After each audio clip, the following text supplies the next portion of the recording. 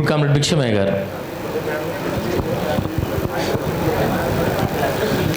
సభకు నమస్కారం. నా యొక్క ఉద్యోగ విరమణ సన్మాన సభకు మరియు ఉద్యోగుల సంఘం ప్రధాన కార్యదర్శి పదవి విరమణ సభకు విచ్చేసిన వేదికను అలంకరించి ఉదయం నుంచి దాదాపు 3 గంటలకు పైగా అధ్యక్షులుగా వ్యవహరించిన కామ్రేడ్ రవికాంత్ గారు, మన ప్రియతమ నాయకులు, మన all India secretary general comrade Venkateswara Reddy గారు,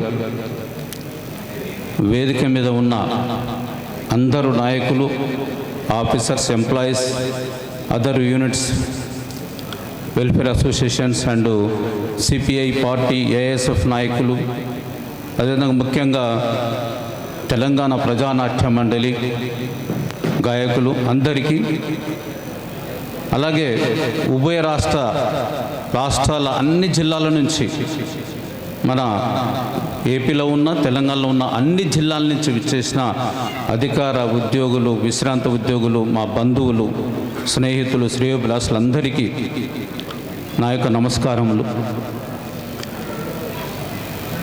చాలా టైం అయింది, వాస్తవంగా అందరికీ ఆకలి అవుతుంటుంది. నేను ఒక 5 నిమిషాల కంటే ఎక్కువ, మళ్ళీ ఎక్కువ వాస్తవంగా అయితే ఒక 1 అవర్ మాట్లాడతాను నేను, కానీ ఒక 5 నిమిషాలతోనే. ఎందుకనంటే నా గురించి అందరూ చెప్పారు. దాదాపు ఒక 25-30 మంది వక్తలు మాట్లాడారు, 30 మంది నాయకుల వరకు మాట్లాడారు, అన్ని రంగాల వాళ్ళు. మా బంధువులు ఉండొచ్చు, మిగతా నేను మొదటి నుంచి ఉన్నాను. మొట్టమొదటిగా నేను గ్రామీణ బ్యాంకులో జాయిన్ అయినప్పుడు, నాకు ఎప్పుడైతే ఆర్డర్ ఇచ్చిన రోజు మా తల్లిదండ్రులకు పాదాభివందనం చేసి, ఆ తర్వాత నన్ను పెంచి పెద్ద చేసిన మా చిన్నాయన, మా చిన్నమ్మలై, వాళ్ళు నల్గొండ ఎస్ఎల్బీసీలో ఉండేవాళ్ళు, వాళ్ళ దగ్గరికి వెళ్ళి వాళ్ళకు కూడా పాదాభివందనం చేసి మహబూబ్నగర్కు బయలుదేరి జాయిన్ అయ్యాను. అలాగే ఇప్పుడు కూడా నేను ఉద్యోగ విరమణ, ఆ రోజు జాయిన్ అయినప్పుడు నేను పాదాలకు నమస్కారం చేసి జాయిన్ అయినా. ఈరోజు ఉద్యోగ విరమణ చేస్తుంటే పాదాలకు నమస్కారం చేద్దామంటే నా తల్లిదండ్రులు లేరు. కాబట్టి మీ అందరి ముందు నేను వాళ్ళు ఎక్కడున్నా కూడా వాళ్ళకు నమస్కారం చేస్తున్నాను. అలాగే మా చిన్నమ్మ, మా చిన్నాయనలు వాళ్ళు కొద్దిగా ఏజ్ ఎక్కువై వాళ్ళ ఆరోగ్య పరిస్థితులు బాగాలేదు, వాళ్ళు రాలేదు ఈరోజు కార్యక్రమానికి. వాళ్ళకు కూడా నేను పాదాభివందనం చేస్తున్నాను. ఆ తర్వాత అంటే మా అమ్మ నాన్నలకు నేను పెద్దవాడిని, నా తర్వాత 2 చెల్లెళ్ళు, ఆ తర్వాత ఒక తమ్ముడు.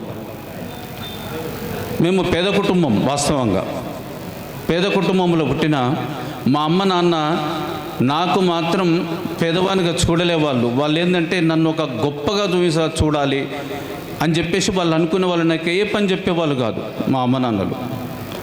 అలాగే ఇక్కడ మా చెల్లెలు 2 ఉన్నారు, మా బావలు ఉన్నారు, మా తమ్ముడు ఉన్నాడు, మా మరదలు ఉన్నారు. మా చెల్లెళ్ళను వాళ్ళను చదివించకుండా వాళ్ళను వ్యవసాయ పనులకు తీసుకుపోయారు మా అమ్మ నాన్నలు. మమ్మల్ని మాత్రం చదివించారు, వాళ్ళను మాత్రం చదివించకుండా వ్యవసాయ పనులకు తీసుకెళ్ళారు. నిజంగా మా చెల్లెలు 2కి వాళ్ళు చిన్నోళ్ళైనా సరే నేను నమస్కారం చేస్తున్నాను వాళ్ళిద్దరికీ.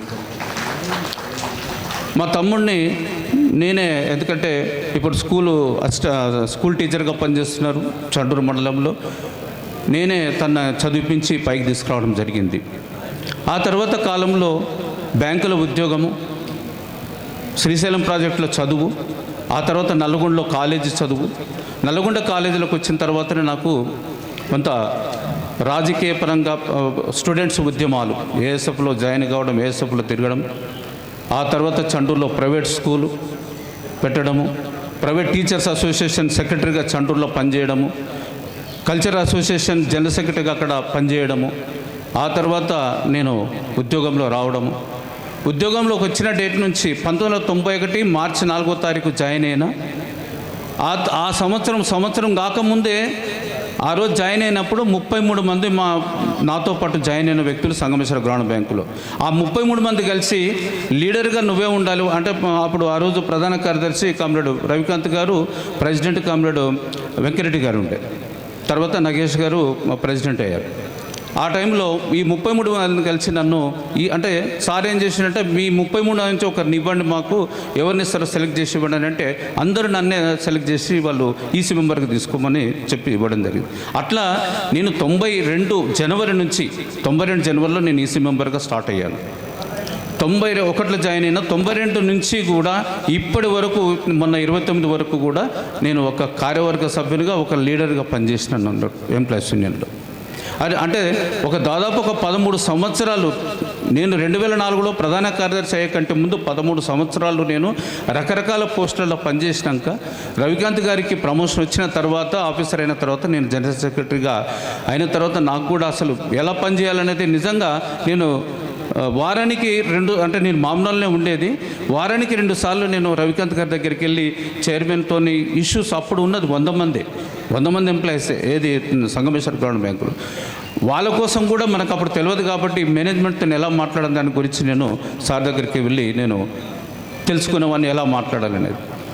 ఆ విధంగా మాట్లాడిన తర్వాత ఎన్నో 2006లో అమాల్గమేషన్ అయిన తర్వాత అప్పుడు 100 మంది ఉంటే సంగమేశ్వరలో ఏపీజీబీలో 1000 మంది ఉన్నారు.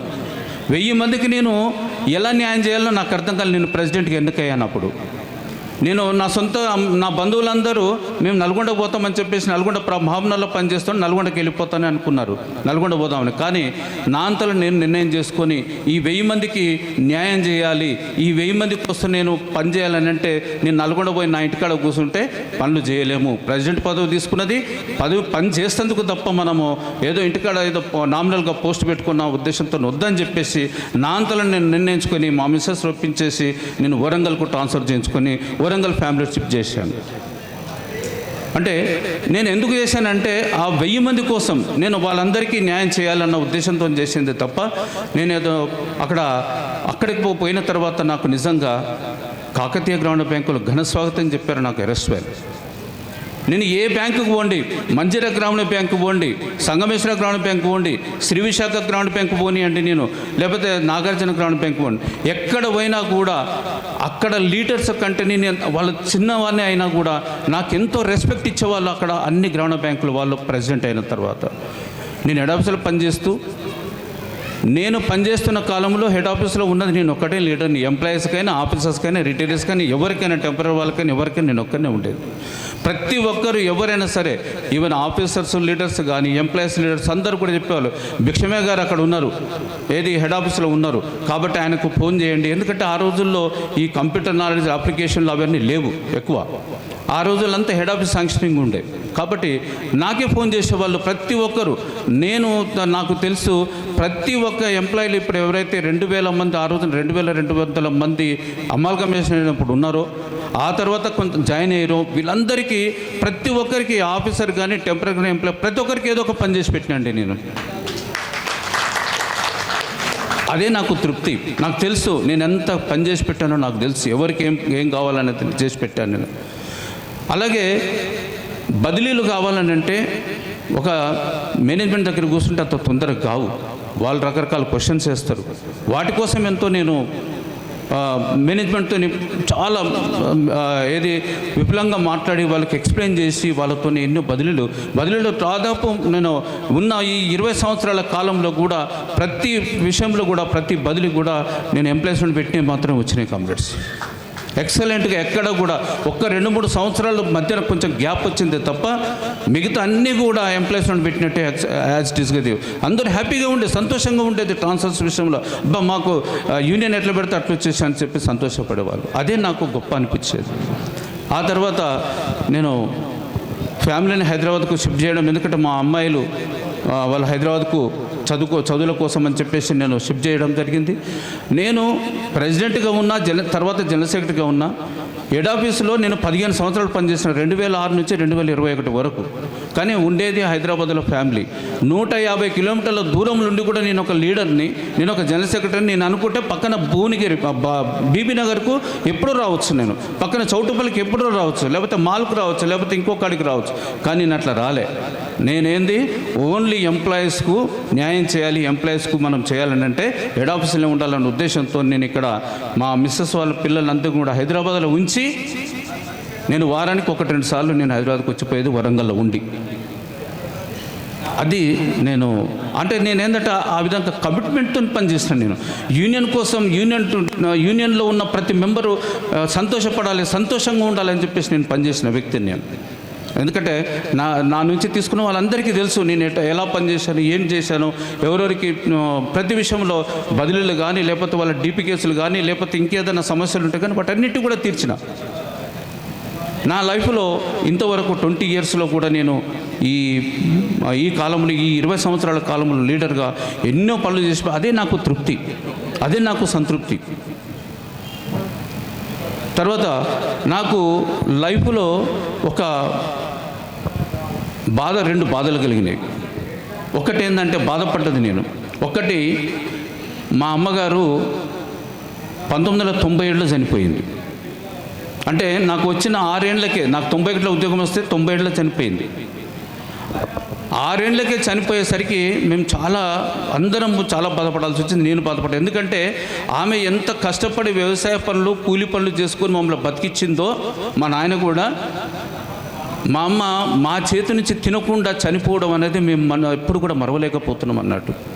మేము సంపాదిస్తే తినాలని మాకు ఉండే, కానీ అది జరగలే. కానీ ఆమె 90 ఏళ్ళ చనిపోవడమే నాకు చాలా పెద్ద బాధ అనిపించింది. నేను కోలుకోలేకపోయినా ఆ రోజుల్లో. అలాగే మా మిస్సెస్ యాక్చువల్గా కోవిడ్ పీరియడ్, ఆమెకు కోవిడ్ వచ్చినప్పుడు హాస్పిటల్లో జాయిన్ అయింది. హాస్పిటల్లో జాయిన్ అయినప్పుడు ఆమెకు కూకట్పల్లి ఇమేజ్ మన ఇదేంది ఒమేగా హాస్పిటల్, ఇంకా sir omega hospital Kukatpally 2020 August. ఆ టైంలో హాస్పిటల్లో జాయిన్ అయింది. హాస్పిటల్లో జాయిన్ అయితే ఆమె ప్లేట్లెట్స్ 1000, ఓన్లీ 1000, 3 రోజుల నుండి 1000 ప్లేట్లెట్లతో. అసలు నేను డాక్టర్లు నమ్మలేకపోతున్నారు, మేము నమ్మలేకపోతున్నాము. ఆమె హాస్పిటల్ లోపల ఉంది, ఆమె మంచిగానే ఉంది, ఏ బాధ లేకుండా. కానీ ఇక్కడ రిపోర్ట్స్ చూస్తే 1000 ప్లేట్లెట్స్. అసలు డాక్టర్స్ కూడా వాళ్ళకేం తెలుస్తలేదు, అసలు మన కంప్యూటర్స్ తప్పిస్తున్నాయి అని చెప్పేసి మాన్యువల్గా 3 రోజులు మాన్యువల్గా చేయించారు. 3 డేస్ కంటిన్యూగా మాన్యువల్గా చేసినా కూడా 1000 వచ్చినాయి. వాళ్ళు సరే రకరకాలుగా వాళ్ళు ఏదో అప్పుడు మా బామ్మర్ది కూడా, మా చిన్న బామ్మర్ది రవికుమార్, మా ఫ్రెండే ఆ ఒమేగా హాస్పిటల్ ఎండి. అతను మా చిన్న బామ్మర్ది వాడు ఏంటంటే రియల్ ఎస్టేట్ సినీ ఫీల్డ్. ఆ తర్వాత అతను ఒక 5-6 కంపెనీలు ఉన్నాయి, వన్సా గ్రూప్ ఆఫ్ కంపెనీస్ అని చెప్పేసి అతను పెట్టుకున్నాడు. అయితే ఆ విధంగా 1000 ప్లేట్లెట్స్తోని నేను ప్రతిరోజు ఏడ్చిన. నిజంగా ఎప్పుడు ఏడవలే. మా అమ్మ చనిపోయినప్పుడు తర్వాత మళ్ళీ ఇప్పుడు ప్రతిరోజు మా సడ్డకుడు చూసాడు, మా బ్రదర్ నేను ఏడుస్తుంటే, అసలు ఏంది అన్న ఇట్లా ఏడుస్తుండని. అంటే అంత ఏమైందో అన్నట్టుగా బాధ ఉండి పిల్లలు ఉన్నారు. ఇంకొకటి ఏంటంటే మా పిల్లలు ఇద్దరు కూడా, భార్గవి, చిట్టికి, సింధుజ, ఇద్దరు ముగ్గురు ఉన్నారు. అయితే ఆ ఇద్దరికి కూడా కోవిడ్ వచ్చి వేరే రూములు ఉన్నారు. సేమ్ ఈమె హాస్పిటలు, ఆమెకు రూము, ఈమెకు రూము, అది చిన్న మొక్కతి మాకు వండి పెట్టడం. ఎంత ఘోర, అది సేమ్ టైం. సరే, మీ అందరికీ చేసిన సేవల వలన నా భార్య బతికిందని ఇప్పటికీ నమ్ముతున్నాను.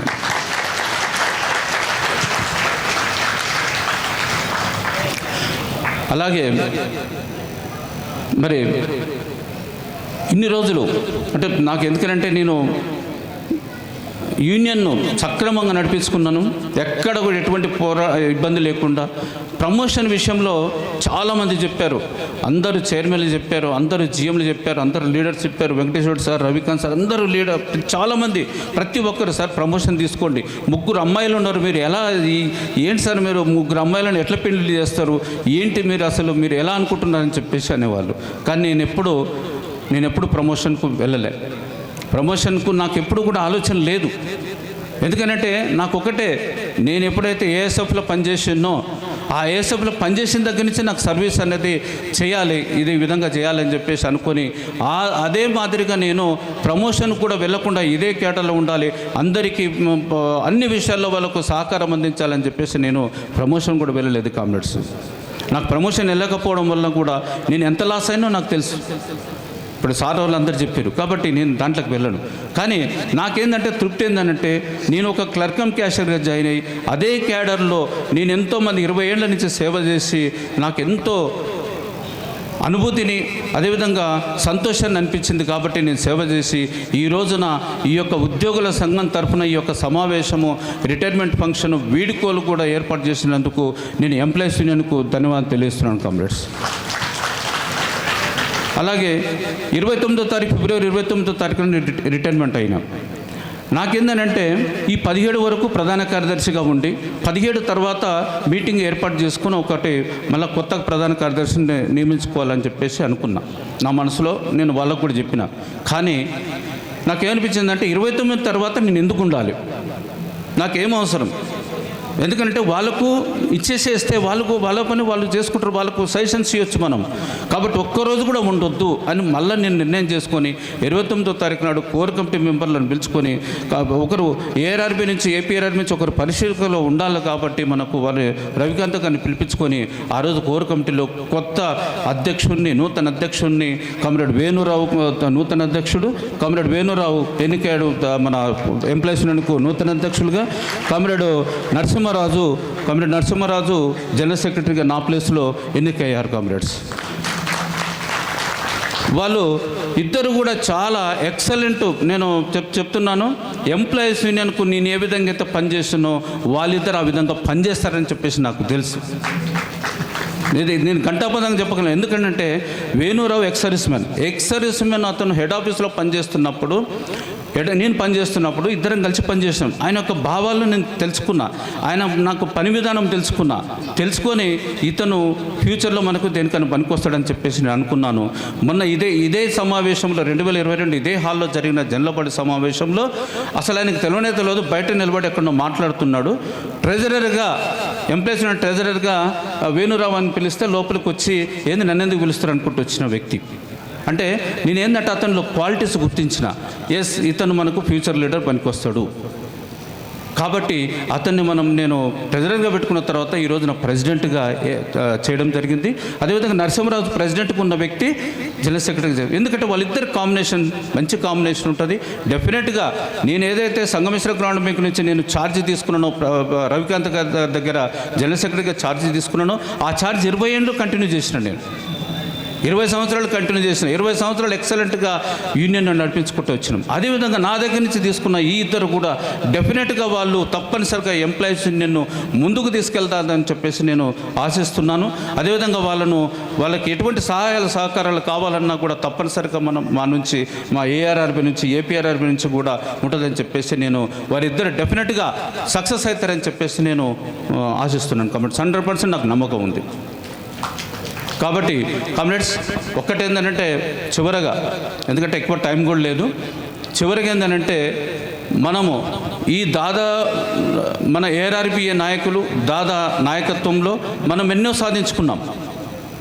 ఏఆర్ఆర్బీ నాయకత్వంలో ఇవాళ పెన్షన్ వచ్చింది కాబట్టి సంతోషంగా రిటైర్ అవుతున్నాం కామ్రేడ్స్. 2018 కంటే ముందు రిటైర్ అవుతున్నామంటే కళ్ళమ్మ నీళ్ళు తీసుకున్నారు. ఎందుకనంటే నేను యూనియన్ లీడర్గా ప్రతి వ్యక్తికి ఫోన్ చేసి నీ రిటైర్మెంట్ శుభాకాంక్షలు అని చెప్పేది. నేను ప్రతి నెలలో ప్రతి వ్యక్తికి ఫోన్ చేసి అప్పుడు వాళ్ళు అనేవాళ్ళు, సార్ ఏం శుభాకాంక్షలు సార్, మాకు ఇవాళ నేను 50,000 తీసుకుంటున్నా, వచ్చే నెల నుంచి నాకు జీతం 3,000 సార్ అన్నాడు. 3,000 పెన్షన్, 3,000తో నేను ఎట్లా బతకాలి సార్, మీరు ఏం శుభాకాంక్షలు చెప్తున్నాను అడిగిన వ్యక్తులు ఇవాళ 2018 తర్వాత కామ్రేడ్ దాదా నాయకత్వంలో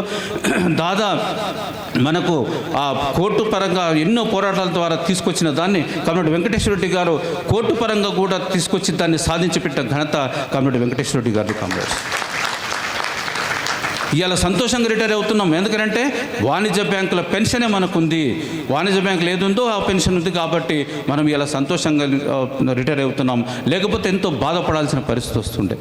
కాబట్టి కామ్రేడ్స్ ఇక మనము ఈ యొక్క యూనియన్ ఈ యొక్క సమావేశానికి, ఈ యొక్క సన్మాన సభకు అందరూ విచ్చేసారు. నాకు ప్రతి ఒక్కరికి నేను ఎందుకంటే ప్రతి ఒక్కరికి నేను నలుమూలల నుంచి, శ్రీకాకుళం నుంచి వచ్చారు, అక్కడ విశాఖపట్నం నుంచి వచ్చారు, అనంతపూర్ నుంచి వచ్చారు. నాకు 16 గ్రామ బ్యాంకులు అమాల్గమేషన్ కంటే ముందు 16 గ్రామ బ్యాంకుల ప్రెసిడెంట్లు, జనరల్ సెక్రటరీలు, ఆఫీసర్స్ ప్రెసిడెంట్లు, జనరల్ సెక్రటరీలు, ఎంప్లాయీస్ ప్రెసిడెంట్, జనరల్ సెక్రటరీ అందరూ కూడా మేము కలిసి మహబూబ్ నగర్లో మీటింగ్ పెట్టినప్పుడు దాదాని తీసుకొచ్చి అక్కడ గొప్ప సన్మానం చేయడం జరిగింది. కాబట్టి అంటే ఆ విధంగా ఎంతో దూరం నుంచి, అన్ని ఆదిలాబాద్ నుంచి కూడా వచ్చారు, అన్ని ప్రాంతాల నుంచి వచ్చారు నా కోసము. అందరూ స్వచ్ఛంగా వచ్చారు, ఎవరో కదిలిస్తే కాదు, మీరు అందరూ స్వచ్ఛంగా వచ్చి నా యొక్క సన్మాన సభకు ఘనమైన వేడుకలు పలుకుతున్నందుకు, అదేవిధంగా స్టేజ్ మీద ఉన్న ప్రతి ఒక్కరికి, ప్రతి ఒక్క నాయకులకు, స్టేజ్ మీద ఉన్న ప్రతి ఒక్క నాయకులకు నేను ధన్యవాదాలు తెలియజేస్తూ ఈ యొక్క సన్మాన సభకు విచ్చేసిన బంధువులకు, నా మిత్రులకు, అదేవిధంగా నాతోటి శ్రీశైలంలో చదువుకున్న ఫ్రెండ్స్, అదేవిధంగా మన అధికార ఉద్యోగ విశ్రాంత ఉద్యోగులు అందరికీ, టెంపరీ ఎంప్లాయీస్ అందరికీ కూడా నేను మరొకసారి ధన్యవాదాలు తెలుస్తూ, నాకు 3 కోరికలు ఉండే కామ్రేడ్స్. నేను రిటైర్మెంట్ అయ్యే లోపల 3 కోరికలు తీరాలనేది, అంటే నా సొంతంగా కాదు, బ్యాంకు పరంగా. ఒక కోరిక ఏంటంటే కంపాసిట్ అపాయింట్మెంట్స్ను రావాలని చెప్పేసి వస్తే వాళ్ళకి, ఎందుకంటే కంపాసిట్ అపాయింట్మెంట్స్ 2014 నుంచి ఆగిపోయింది, మనకు 2007 నుంచి ఆగిపోయింది, 7 నుంచి ఆగిపోయింది. వాళ్ళకు రావాలని చెప్పేసి నాకు కోరిక ఉండే, కానీ అది కామ్రేడ్ వెంకటేశ్వర రెడ్డి గారు చేసిన కృషి వలన మనకు ఆ కంపాసిట్ అపాయింట్మెంట్స్ 59 మందికి ఇవ్వబోతున్నారు జిఎం గారు, శంకర్రావు గారు. రేపే 2 రోజులు నిజంగా చాలా థ్యాంక్స్ సార్ మేనేజ్మెంట్కు. నేను చాలా థ్యాంక్స్ చెప్తున్నాను, ఎందుకంటే 59 మంది కంపాసిట్ అపాయింట్మెంట్స్ను రేపే నుండి డాక్యుమెంట్ వెరిఫికేషన్స్కి పిలిచారు కామ్రేడ్స్. 59 మందికి అపాయింట్మెంట్స్ ఈ నెలాఖరు లోపు ఇవ్వకపోతుండే 59 మంది ఫ్యామిలీస్కు వాళ్ళు సంతోషం కలిగించబోతున్నారు. నాకు అది నేనున్న పీరియడ్లో జరిగింది. అదేవిధంగా రెండవది టెంపరీ ఎంప్లాయీస్ను రెగ్యులరైజ్ చేసేది ఉండే, నాకు ఆ కోరిక ఉండే. టెంపరీ ఎంప్లాయీస్ను నేను ఒక దశలో 1-2 చోట్ల కూడా అన్నా, ఈ టెంపరీ ఎంప్లాయీస్ అయినంత వరకు నేను ప్రమోషన్ తీసుకున్నాను కూడా 1-2 చోట్ల కూడా అన్నా వాస్తవంగా. కానీ అది వచ్చింది పాపం, దగ్గరికి వచ్చినట్టు వస్తుంది, వెనకకి వెళ్ళిపోతుంది. అట్లా 2 సంవత్సరాల నుంచి దగ్గరికి వచ్చింది. కానీ సరే ఇప్పటికైనా మొన్న కూడా వాళ్ళు కోట్ల చుట్టేశారు, కోట్లలో గెలిచి వచ్చారు, దాదాపు 5-6 సార్లు గెలిచి వచ్చారు. తప్పనిసరిగా మన మేనేజ్మెంటు, మరి జిఎం గారు ఉన్నారు ఇక్కడ కాబట్టి, వాళ్ళది టెంపరీ రెగ్యులరైజేషన్ది వాళ్ళకు తప్పనిసరిగా మన చైర్మన్ గారు ప్రతాప్ రెడ్డి గారు మీ ఆధ్వర్యంలో సార్ తప్పనిసరిగా ఆ దాదాపు 500-600 మంది టెంపరీ వాళ్ళు ఉన్నారు. 500-600 మంది సుప్రీంకోర్టు జడ్జిమెంట్ ప్రకారము, అదేవిధంగా మన హైకోర్టు జడ్జిమెంట్ ప్రకారము వాళ్ళకు రెగ్యులరైజ్ చేయాలని చెప్పేసి మీకు 2 చేతుల నమస్కారం చేస్తున్నాను సార్. డెఫినెట్గా ఆ పని చేయాలని చెప్పేసి నేను కోరుతున్నాను. అలా విధంగా మూడవది ఏముండనంటే, నాకు ముఖ్యంగా ఈ amalgamation, Telangana separate, AP separate కావాలి, తెలంగాణ గ్రామీణ బ్యాంకులో నేను రిటైర్మెంట్ కావాలనుకున్నా. తెలంగాణ గ్రామీణ బ్యాంకులో రిటైర్మెంట్ కావాలనుకున్నా, కానీ తెలంగాణ గ్రామీణ బ్యాంకు కాకముందే రిటైర్ అయ్యేలా ఈ 3 కోరికలు ఉండే. ఫస్ట్ 2 కోరికలు దాదాపు వచ్చింది, ఇది కూడా అవుతుంది, కానీ నేను రిటైర్మెంట్ అవుతున్నా కాబట్టి. అయినా కూడా ఈ 3 కోరికల్లో నాకు చాలా సంతోషాన్ని కలిగించినాయి అవి కోరికలు తీరినందుకు. కాబట్టి మరి ఈ యొక్క సన్మాన సభకు విచ్చేసిన అందరికీ, ప్రతి ఒక్కరికి నేను మరొక్కసారి మీ అందరికీ ధన్యవాదాలు తెలియజేస్తూ, అందరూ భోజనం చేయాలి. ఎవరు ఇక్కడ సన్మానము నాకు మీరు శాల్వ కప్పాలని ఏదో నాకు తాపత్రయం లేదు. మీరు మంచిగా నిదానంగా పైన థర్డ్ ఫ్లోర్లో భోజనాలు ఉన్నాయి, భోజనాలు చేయండి. నేను ఇక్కడనే ఉంటాను, నేను ఎక్కడికి పోను. మీరు భోజనాలు చేసే అయినా సరే, మళ్ళీ వచ్చైనా సరే శాల్వ కప్పండి, కానీ తొందరగా అని చెప్పేసి చేయకుండా మీరు అందరూ కూడా వెయిట్ చేయాలని చెప్పేసి కోరుతూ, అలాగే మరి అందరూ, నేను నా చివరి కోరిక ఏంటంటే, అందరూ ఇక్కడికి ఏ విధంగా తెచ్చారు అందరూ కూడా సుఖ సంతోషాలతో ఉండాలని చెప్పేసి కోరుతూ, అదేవిధంగా కామ్రేడ్స్ కూర్చోండి. అయితే అదేవిధంగా మీరందరూ కూడా, ఎందుకంటే మళ్ళీ ఎక్కడి నుంచి అయితే వచ్చారో మీరందరూ మళ్ళీ మీ యొక్క ఊర్లలో కూడా క్షేమంగా వెళ్ళాలని చెప్పేసి నేను ఒకసారి మీ అందరినీ కూడా కోరుకుంటూ, నాకు మరి మీరందరూ ఇంత ఘనమైన వేడుకలు, ఘనమైన సన్మానము, ఘనమైన వేడుకలు ఇచ్చినందుకు మీ అందరికీ మరొక్కసారి నేను అందరికీ చేతులెత్తి మొక్కుతూ